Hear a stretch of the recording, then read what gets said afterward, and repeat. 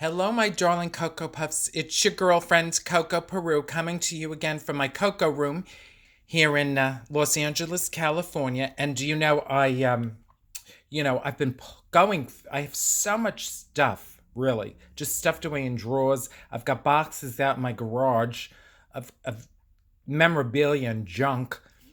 And I start pulling it apart, which is fine. The problem is I'm not putting any of it away, and I'm just creating a big mess.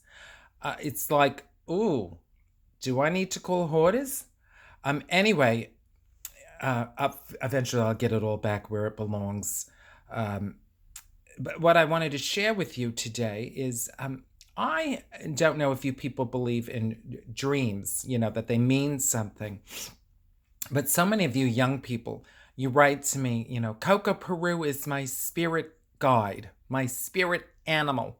And I just get the biggest kick out of it. I love it. But I had two very powerful dreams in my life. Now, we all dream, but there are two dreams that I will always, always remember. And I'll tell you about one of them. Now, one of them was that I was walking late at night, and I turned to my left, and I think it was like on a wall or somewhere. I saw a German Shepherd sitting there, and I love dogs, and I love German Shepherds. I think they're a beautiful breed. And I walked over to the German Shepherd to say hello to it. And as I got close, I realized it wasn't a German Shepherd. It was, in fact, a cougar, and it was ready to pounce on me. And I felt such fear. It was so deep of realizing, oh my God, this is the end. I'm about to be attacked by this cougar. And I was frozen with fear in the dream. And rather than turning to run, there was nothing I could do. And I closed my eyes very tightly. And all of a sudden, I heard my father, who had passed away by this time, I heard my father's voice say, no, open your eyes and face the cougar, and it will disappear. And I opened my eyes, and the cougar was there in front of me, and it evaporated. And in that moment, all the fear that I had, all the dread, this deep, deep dread, and all that fear evaporated. And I was just filled with life. And I woke up feeling that feeling, just this surge of energy and of life. And at the time, I was giving tours at the Cathedral of St. John the Divine. I loved that cathedral so much. It was such a it still remains such a beautiful building. And I loved it so much because it was the one place in New York City where I felt like it was just fucking quiet. So I was drawn to that building, and I used to give tours there. And when I walked into the gift shop that morning, sitting on the card rack right in front of me was a card with a cougar on it. Now, I have to admit, it wasn't this card.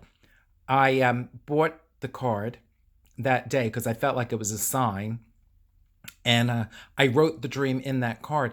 And it looked very similar to this. But that card I have hidden away so well, I can't find it. But I bought this in the zoo in Palm Beach, Florida.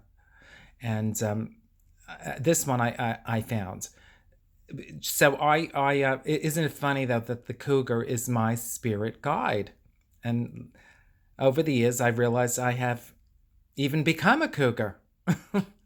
But that dream was so powerful to me. So, of course, it just meant, when you're confronted with these fears, sometimes the best thing to do is just look them right in the eye, and it's you're bigger than your fear, and it will disappear. And when I created Coco Peru, I was just interviewed this morning by a lovely person in London, and that was one of the things I was saying, that sometimes our goals in life, our mission in life, has to be bigger than the fears, so that you just keep your eye on that goal, and the fears sort of evaporate.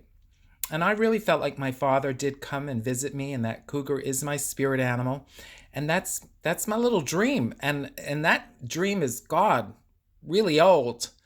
But it has lasted with me all this time. So anytime I visit a zoo, I always go visit the cougar and just admire how beautiful it is. Anyway, all right, my darlings. I could rattle on and on and on. This old cougar here has a lot. My husband says you have the gift of bullshitting. Boy, do I ever. But I did want to share that little dream with you. All right, sweeties. I love you. I miss you. And that's just one of the little things in my life that is a big thing.